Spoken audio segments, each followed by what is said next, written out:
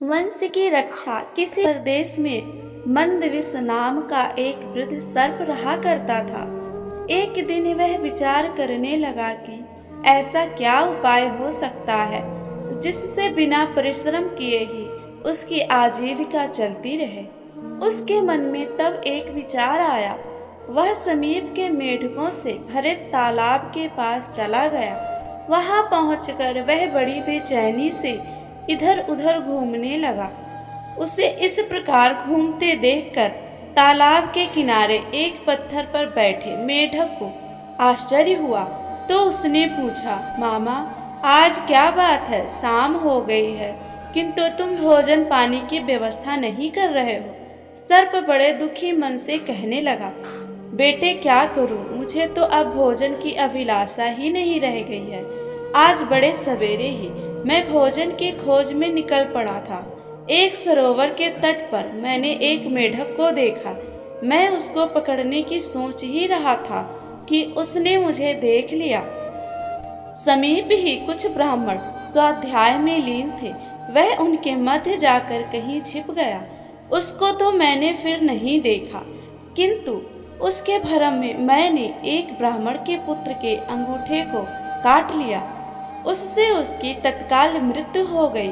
उसके पिता को इसका बड़ा दुख हुआ और उस शोकाकुल पिता ने मुझे शाप देते हुए कहा, दुष्ट, तुमने मेरे पुत्र को बिना किसी अपराध के काटा है। अपने इस अपराध के कारण तुमको मेढकों का वाहन बनना पड़ेगा। बस तुम लोगों के वाहन बनने के उद्देश्य से ही मैं यहाँ तुम लोगों के पास आया हूँ। मेढक सर्प से यह बात सुनकर अपने परिजनों के पास गया और उनको भी उसने सर्प की वह बात सुना दी। इस प्रकार एक से दूसरे और दूसरे से तीसरे कानों में जाती हुई यह बात सब मेढकों तक पहुंच गई। उनके राजा जलपाद को भी इसका समाचार मिला। उसको यह सुनकर बड़ा आश्चर्य हुआ। सबसे पहले वही सर्प के पास जाकर उसके फन पर चढ़ गया। उसे चढ़ा हुआ देखकर अन्य सभी मेढक उसके पीठ पर चढ़ गए। सर्प ने किसी को कुछ नहीं कहा। मंदविष ने उन्हें भांति भांति के करतब दिखाए। सर्प की कोमल त्वचा के सर्प स्पर्श को पाकर जलपाद तो बहुत ही प्रसन्न हुआ। इस प्रकार एक दिन निकल गया। दूसरे दिन जब वह उनको बैठा कर चला तो उससे चला नहीं गया। उसको देखकर जलपाद ने पूछा, क्या बात है, आज आप चल नहीं पा रहे हैं? हाँ, मैं आज बहुत भूखा हूँ, इसलिए चलने में कठिनाई हो रही है।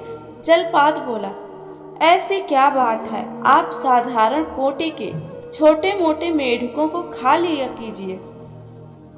इस प्रकार वह सर्प नित्य प्रति बिना किसी परिश्रम के अपना भोजन पा गया।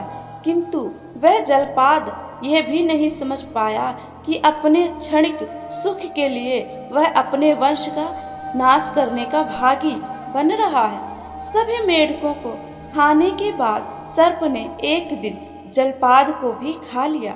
इस तरह